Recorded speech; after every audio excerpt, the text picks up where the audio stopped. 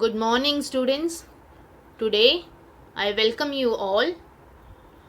We are going to study lesson number 3, Current Electricity.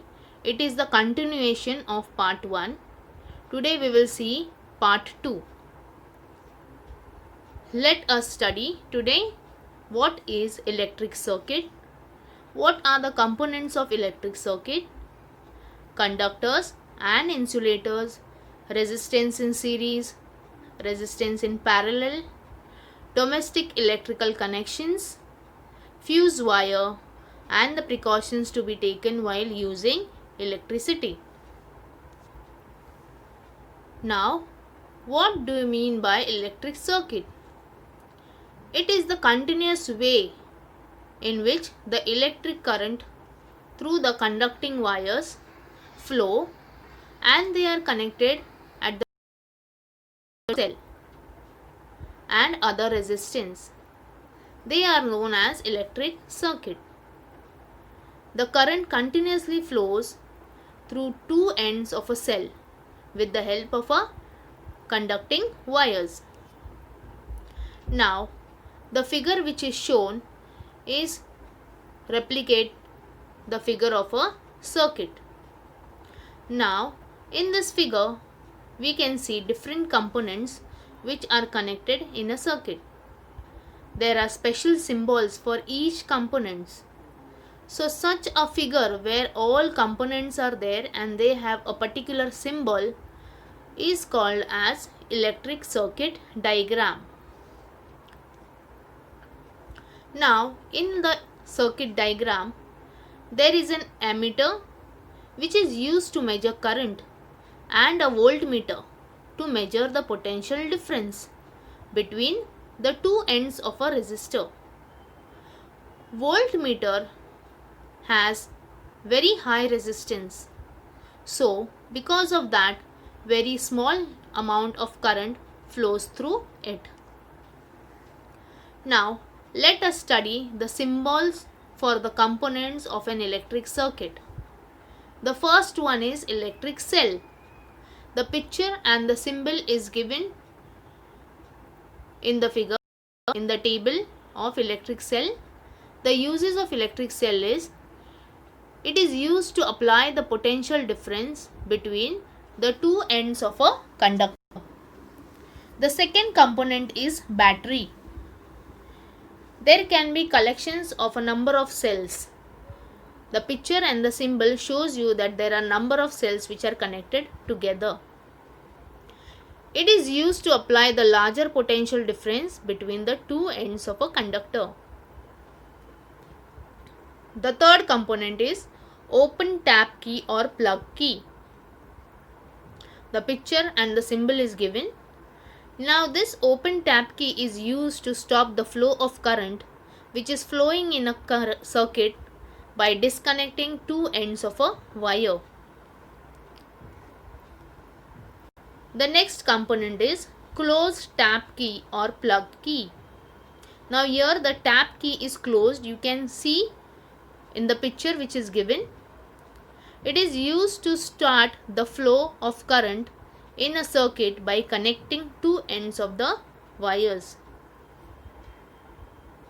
Now the next component is connecting wires. Now connecting means conducting wires.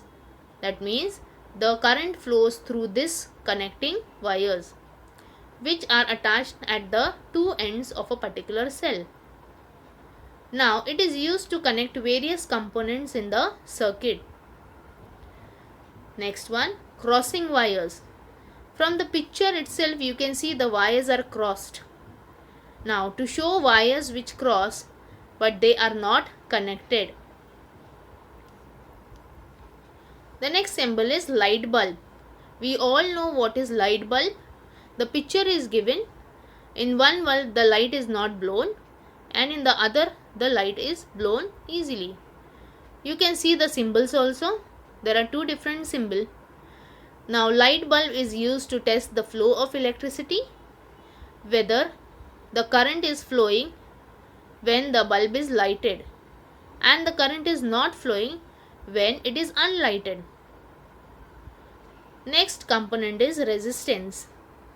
In the picture, can you see how the resistance looks?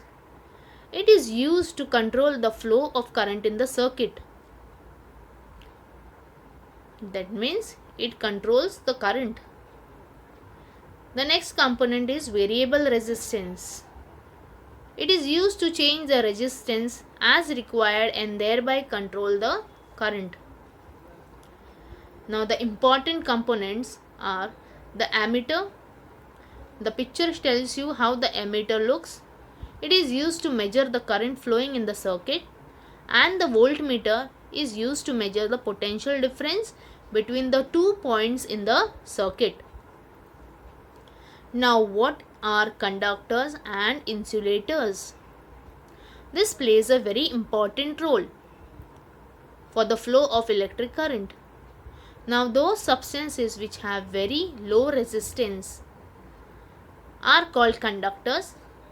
Current can flow easily through such materials. For example, if you see metal, salts and human body. Now from this object the current can easily flow. So they are called as conductors. The next is insulators. Those substances which have extremely high resistance through which current cannot flow are called as insulators. For example, plastic, paper, rubber, glass. Now in this material objects the current cannot flow easily. That is why they are known as. Now here, if you see the figure, this figure tells how the resistors look. Now a resistor is a two-ended component having a given amount of resistance. Now in the earlier video I have told you what is resistance. It is the obstacle which comes in between the flow of electrons. In several electrical devices, a number of resistors are connected together in different ways. If you see in the figure, it is a device where the number of resistors are connected to each other. Ohm's law is applicable to all such connected resistors. Now, let us study resistors in series. Now, why it is called as resistance in series? Because where the ends of the three resistors follow one after the other in a single line. If you look at the figure, you can see R1, R2 and R3. They all are resistance. They are the three resistors which are connected one after the other in a single line. Now let this R1, R2 and R3 be the three resistors which are connected in series. Let I be the current and V be the potential difference between C and D. If you see in the figure, you can see the alphabet named as C and D. Let V1, V2 and V3 be the three potential differences. Then the equation would be V is equal to V1 plus V2 plus V3. So for three resistors, we have three different potential difference. We will give them as equation 1. If RS, that means resistance in series, which is always also known as effective resistance between C and D. Then as resistance is applicable to Ohm's law, so according to Ohm's law, V is equal to IRS. V denotes for potential difference, I stands for current and RS is the effective resistance. Therefore, if you put these values in equation 1, we will get V1 is equal to IR1, V2 is equal to IR2 and V3 is equal to IR3. You have to substitute all this in equation 1. If you see, the first line is our equation 1. So instead of V, we will write IRS. Instead of V1, IR1. Instead of V2, IR2. And instead of V3, we will write IR3. As the same amount of current is flowing, we will consider the resistance. So Rs is equal to R1 plus R2 plus R3. Thus, we got how the resistors are connected in series. If n resistors are connected in series, then the equation would be Rs is equal to R1 plus R2 plus R3 plus Rn. If the resistors are connected in series, the same amount of current flows. The effective resistance of the resistors is equal to sum of the individual resistors. That means Rs will be equal to R1 plus R2 plus R3. The potential difference between the two extremes will be equal to the sum of the potential difference across individual resistance. Here, the effective resistance is larger than the individual resistance. So, this arrangement is used to increase the resistance in a circuit. Now, we will study what are superconductors. Now, superconductors are the resistance of some conductors which becomes nearly zero if the temperature is decreased. The value will close to 0 Kelvin. Such conductors are called as superconductors. Conductors not also called as non-ohmic conductors. Now, let us study resistance in parallel. Now, resistance in parallel, why it is known as resistance in parallel? Because all the ends of the resistors are connected at both sides. Now, if you see in the figure, R1, R2 and R3 are the three resistors which are connected in parallel between C and D. V is the potential difference and I1, I2 and I3 are the current respectively. So, here the total current flowing through the circuit is given by the equation I is equal to I1 plus I2 plus I3. This is our equation number 1. Now, let Rp be the resistance in parallel and it will be the effective resistance between C and D. So, according to Ohm's law, I is equal to V upon Rp. This value you have to substitute in equation 1. Similarly, instead of I1, I will write V is equal to R1. Instead of I2, V upon R2. And instead of I3, we will write V upon R3. So, this all values we have to substitute in equation 1.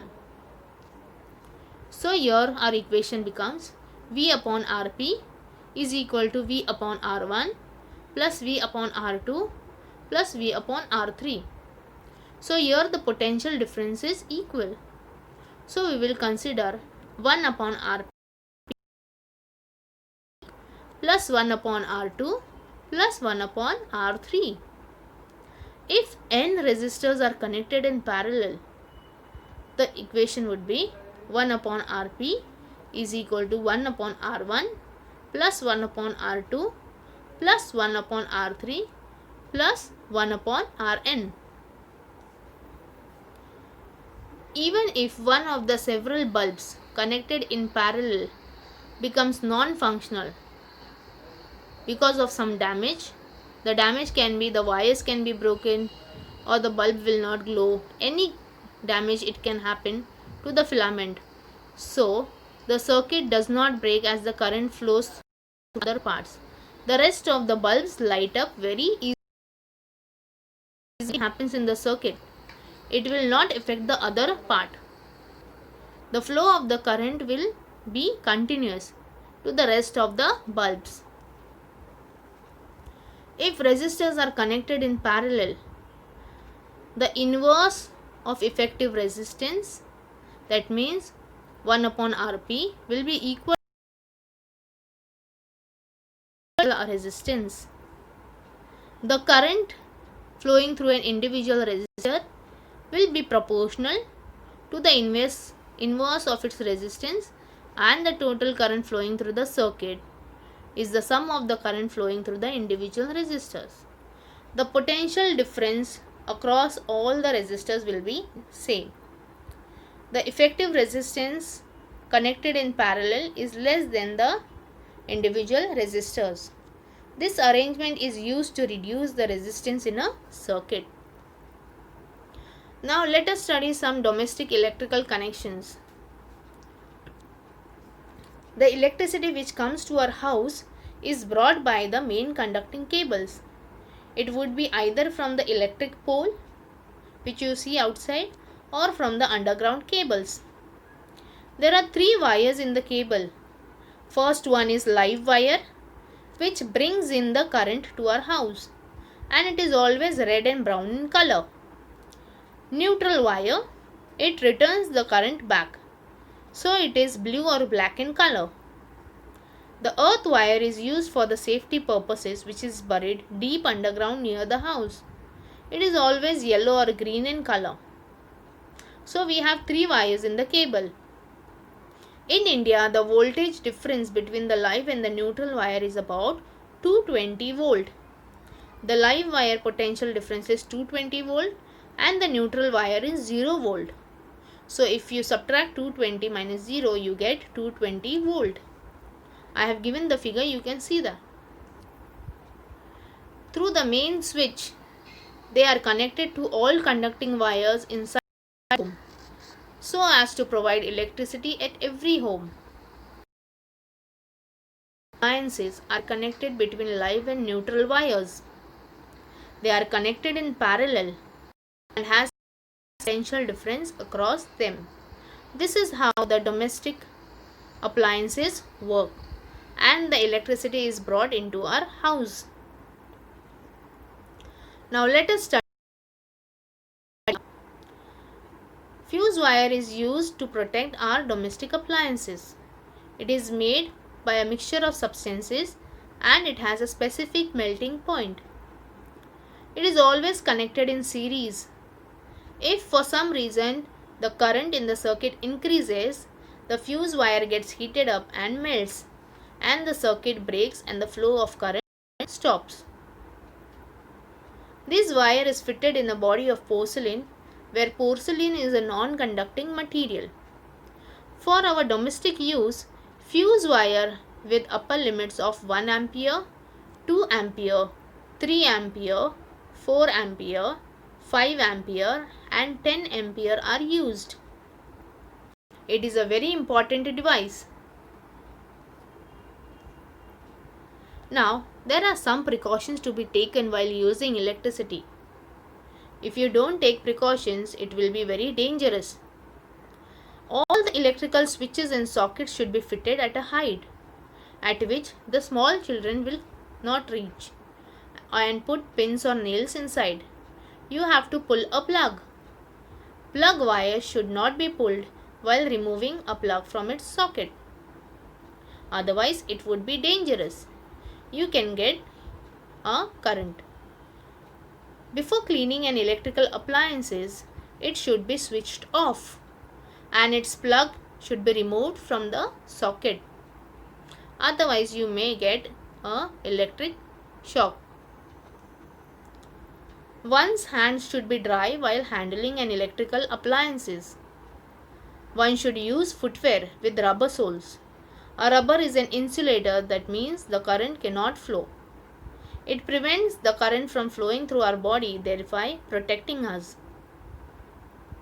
If a person gets an electric shock, you should not touch that person. If you touch, the same thing will happen to you. You should switch off the main switch, and if the switch is too far or you do not know where it is located, then you should remove the plug from the socket if possible. If not, then you should use a wooden pole to push the person away from the electric wire. Now, why should you use wooden pole? Because wooden pole is made up of wood, which is an insulator, and you don't get electric shock. So these are some of the precautions that you should take when you are using electricity. Otherwise, it would be very dangerous. This is the assignment. Thank you.